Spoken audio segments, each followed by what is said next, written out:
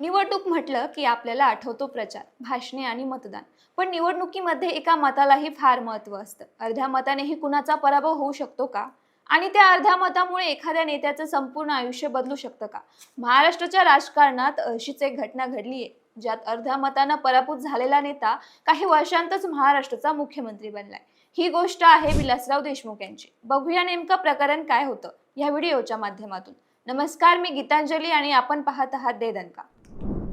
विलासराव देशमुखांनी पुणे विद्यापीठातून BSc आणि नंतर कायद्याची पदवी घेतली. 1974 वयाच्या 19व्या वर्षी ते बाभळगावचे सरपंच झाले आणि पुढे ते महाराष्ट्राचे मुख्यमंत्री बनले. बाभळगावचे सरपंच ते महाराष्ट्राचे मुख्यमंत्री पद असा त्यांचा राजकीय प्रवास होता. या प्रवासात त्यांच्या आयुष्यात असा प्रसंग आला की सलग त्यांच्या निवडणुकीच्या काळात 2 वेळा पराभव झाला. या पराभवानंतर त्यांची राजकीय कारकीर्द संपली अशा चर्चा रंगल्या होत्या. पण त्या पराभवातूनच त्यांचा राजकीय कमबॅक झाला.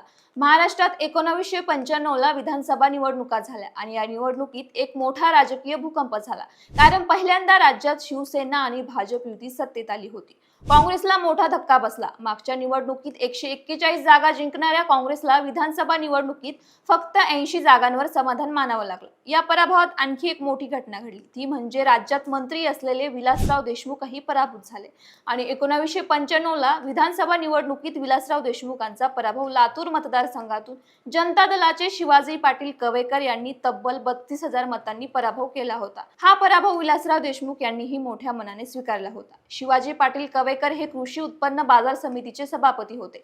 त्यातच पुढे विधान परिषदेच्या निवडणुकांची घोषणा झाली. विधानसभा निवडणुकीनंतर राज्यात एकाच वर्षात 9 जागांसाठी विधान परिषदेची निवडणूक झाली. विलासरावांना पुन्हा राजकारणात संधी मिळू शकते असं वाटत होतं. पण काँग्रेस हायकमांडनं एक निर्णय घेतला. ज्या नेत्यांचा विधानसभा निवडणुकीत पराभव झाला त्यांना विधान परिषदेसाठी उमेदवारी द्यायची नाही. यामुळे विलासरावांचं नाव बाजूला पडलं आणि त्याऐवजी छगन भुजबळांचं नाव पुढे करण्यात आलं. हे पाहून विलासराव नाराज झाले आणि त्यांनी ठरवलं की अपक्ष म्हणून विधान परिषद निवडणूक लढवायची. या निवडणुकीसाठी पाठिंबा मिळण्यासाठी विलासराव भेटीगाठी करू लागले. अशातच त्यांची भेट शिवसेना प्रमुख बाळासाहेब ठाकरे यांच्याशी झाली. या भेटीत बाळासाहेबांनी त्यांना एक ऑफर दिली. ते म्हणाले, तुम्ही शिवसेनेत या. पण विलासरावांनी यावर शांतपणे उत्तर दिलं, माझ्या रक्तातली काँग्रेस कशी काढाल? हे ऐकून बाळासाहेबही हसले. विधान परिषदेची निवडणूक सुरू झाली. या निवडणुकीत मतदान मोजण्याची पद्धत थोडी वेगळी होती. इथे पहिली, दुसरी, तिसरी आणि चौथी पसंती असं मतं मोजली जातात. तर पहिल्या पसंतीत कोटा पूर्ण झाला नाही तर पुढच्या पसंतीत मत मोजली जातात आणि याच निवडणुकीत पहिल्यांदा चौथ्या पसंतीचा मत मोजल्या गेली. मतमोजणी झाली आणि शेवटी निकाल लागला आणि यावेळी विलासराव देशमुख फक्त अर्ध्या मतानं पराभूत झाले. मात्र या विधान परिषद निवडणुकीत सुद्धा विलासराव देशमुख यांना पराभवाचा सामना करावा लागला. एका वर्षात सलग दुसऱ्यांदा विलासराव देशमुख हे पराभूत झाले. त्यांचा हा पराभव शिवसेनेचे पुणे जिल्हा प्रमुख प्रकाश देवळे यांनी केला होता. त्यावेळी विलासराव देशमुख यांच्या पराभवापेक्षाही प्रकाश देवळे यांच्या विजयाची जास्त चर्चा झाली होती. विधान परिषद निवडणूक महाराष्ट्राच्या राजकारणाचा इतिहास सर्वात जास्त चर्चेत असणारी निवडणूक होती. त्यावेळी काँग्रेसकडून रामदास फुटाणे, छगन भुजबळ आणि शिवाजीराव देशमुख यांना उमेदवारी देण्यात आली, तर शिवसेनेने रवींद्र मिलेकर आणि प्रकाश देवळे यांना उमेदवारी दिली. मात्र शिवसेनेने विलासराव देशमुख यांना 2 नंबरची मते देण्याचे ठरवले होते. एकीकडे शिवसेनेचा पाठिंबा तर दुसरीकडे भाजपाचे नेते गोपीनाथ मुंडे हे विलासराव देशमुख यांच्या पाठीमागे उभे असल्याने सेनेचा एक उमेदवार पराभूत होईल आणि ते प्रकाश देवळे येतील असा अंदाज राजकीय पंडित बांधत होते. मात्र 9 जागांसाठी 12 उमेदवार रिंगणात असणाऱ्या या निवडणुकीमध्ये अगदी शेवटच्या फेरीत विलासराव देशमुख यांचा अर्ध्या मताने पराभव झाल्याने प्रकाश देवळे हे विजयी झाले. सलग दुसऱ्यांदा पराभव झाल्याने अनेकांना वाटलं विलासरावांची राजकीय कारकीर्द आता संपली.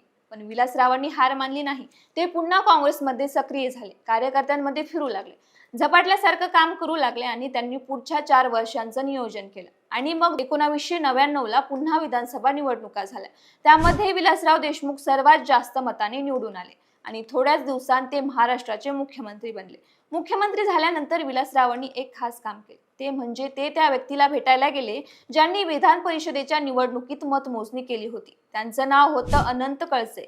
विलासरावांनी त्यांना मिठी मारली आणि म्हणाले, तुम्ही काटेकोर मतमोजणी केली म्हणून माझा अर्ध्या मतानं पराभव झाला. जर मी तेव्हा जिंकलो असतो तर कदाचित शिवसेनेचा आमदार म्हणून वावरलो असतो. पण त्या पराभवामुळे मी पुन्हा काँग्रेसमध्ये काम केलं आणि आज महाराष्ट्राचा मुख्यमंत्री झालो. 1999 ते 2003 आणि 2004 ते 2008 या काळात ते 2 वेळा महाराष्ट्राचे मुख्यमंत्री होते. बाकी तुम्हाला आम्ही दिलेली माहिती कशी वाटली आम्हाला कमेंटमध्ये नक्की सांगा आणि दे दणका चॅनलला सबस्क्राईब करायला विसरू नका.